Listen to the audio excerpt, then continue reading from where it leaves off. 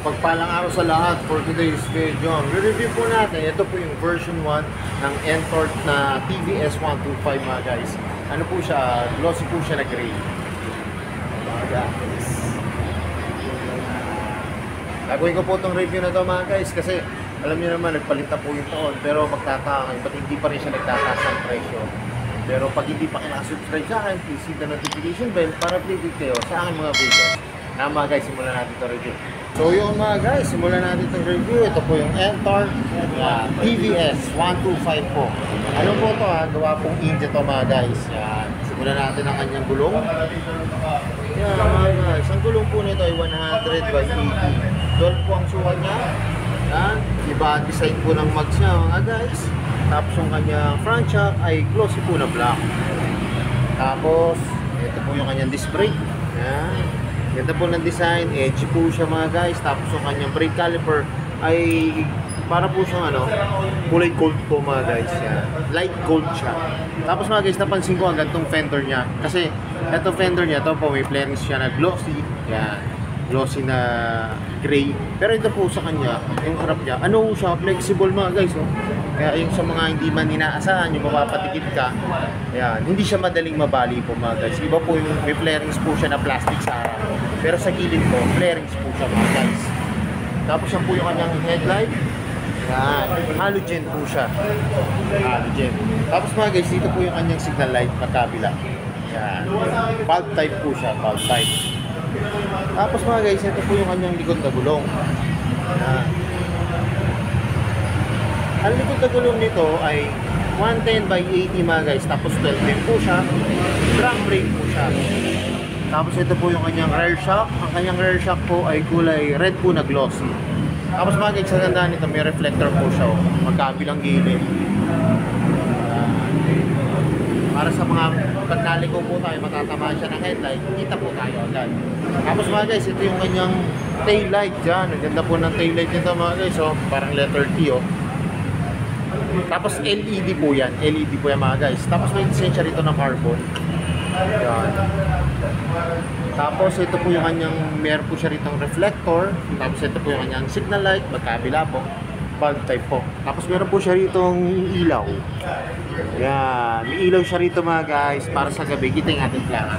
Tapos yung fender niya po sa likod. Ang laki po mga guys. Yan. Tapos ito po yung meron tong bakal alam ko mga guys, meron tong kabitan talaga siya ng plaka. Hindi lang po nakakabit ngayon.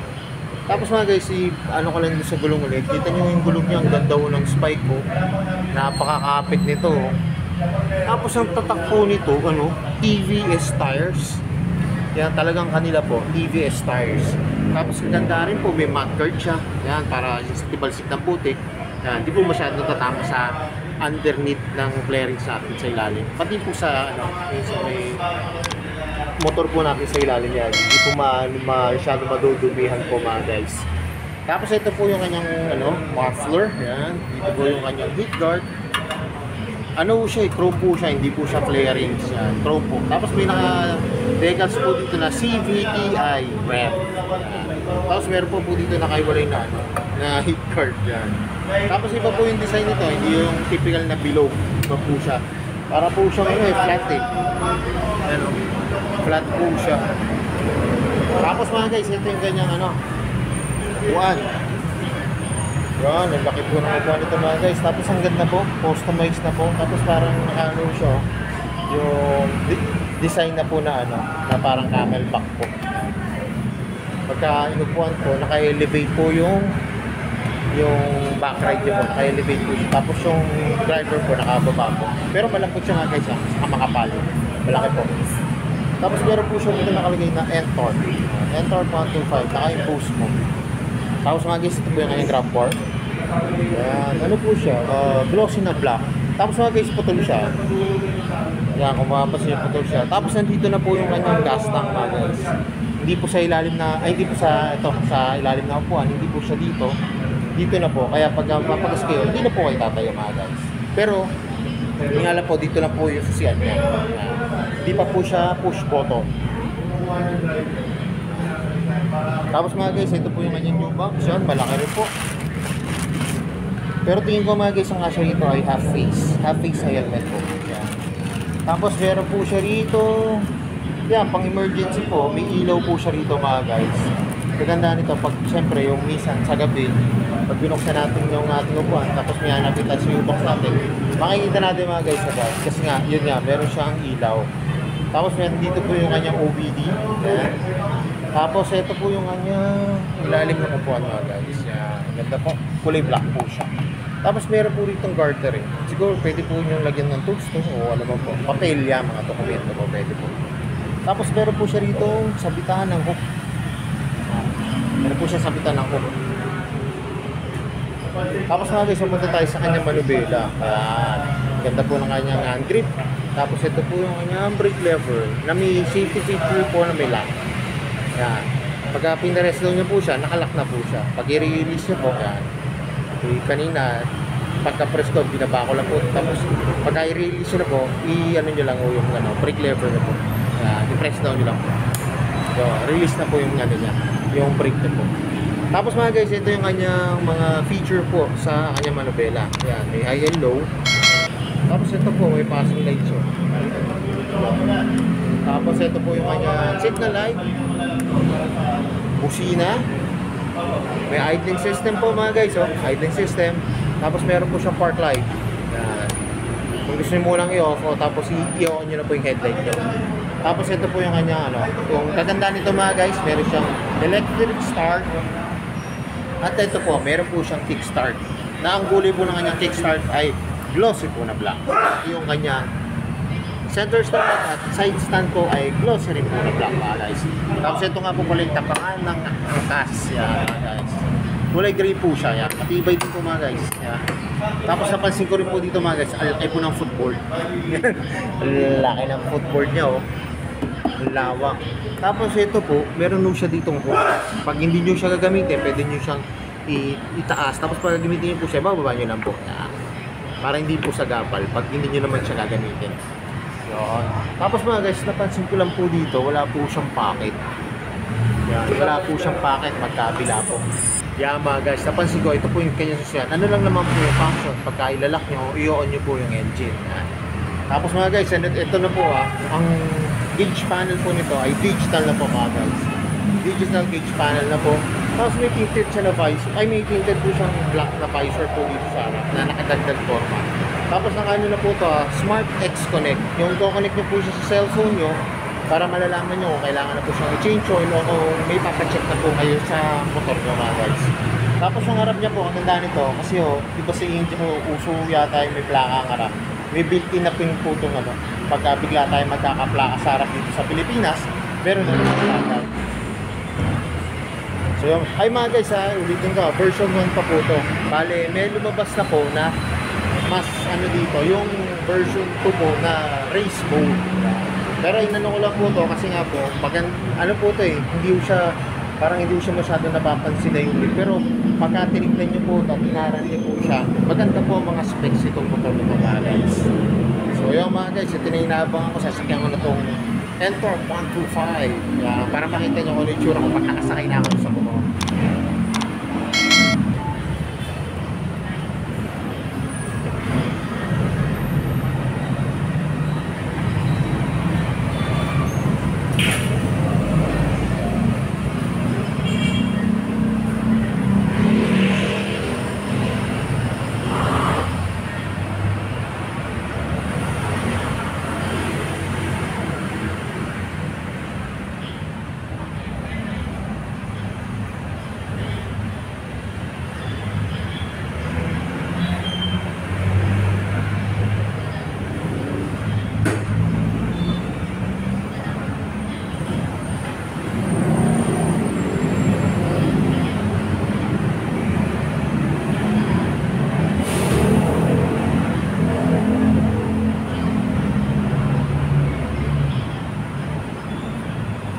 So yun mga guys, nakasakay na ako dito sa Ntorq 125. Kita nyo naman mga guys, laki po ng kanyang footboard. Yan. Laki po ng gagalawan ng paa natin. Pwede pa nga po kung gusto mag-drive na ganyan po Pero depende po sa inyo kung masasaan po kayo komportable mga guys. Basta yun po masasabi ko, laki ng kanyang footboard. Ang lambot po ng upuan. Lambot po ng upuan, saka laki po mga guys. Tapos yung sa back ride po, yan. Sarap po ng ano nito, upo niya dito kasi nga po, ang laki rin po, tapos ang lambot. Tapos yung mga guys, nakadagdag po rin ito, yung kanyang ano, nga po, yung kanyang digital gauge panel, ang ganda po. Tapos mga guys, pagka nag-drive po kayo, upright po, yan. Tapos yung mga function po ng kanyang manubela, yan, madali lang pong ano, matandaan o magamit po mga guys. Tapos ito nga po pala yung kanyang throttle, yan. Ito po, yung kanyang brake lever, yan. Maganda po ito mga guys sa mga baguhan sa scooter, lalo na po yung naghahanap ng mura. Kasi mga guys, ito po, alam ko, ito na yung inaabangan nyo. Magkano ba ngayon itong N-Torque na version 1 po N-Torque na version 1, magkano po ito ngayon? Tapos nakita nyo naman po yung mga specs niya. Maganda po yung mga specs niya mga guys. Tapos ano na po ito? You know, RT, FI, ano na po ito? FI, fuel injected na po ito. Yan mga guys. So yun, tignan na natin yung price. So yun mga guys, dito po sa premium bikes, yan.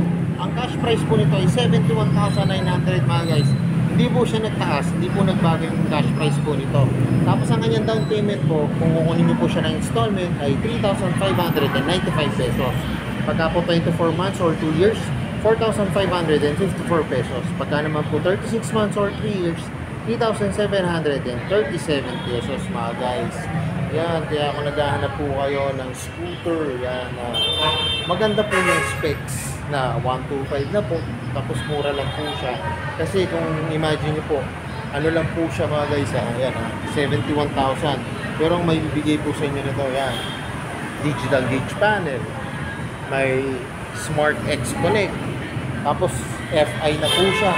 Yun na po rin, tapos 125 na po siya. Tapos yung mga ano niya po sa ano, upuan, yan. Ito nyo naman, ang laki po ng U-box. Tapos meron na kayong ilaw pagka po sa ano, bubuksan yung U-box, makikita nyo agad yung U-box. So, tapos may OBD na rin po siya. Tapos hindi na rin po hassle sa paggagas kasi nandito na po, hindi nyo na po kailangan to kayo.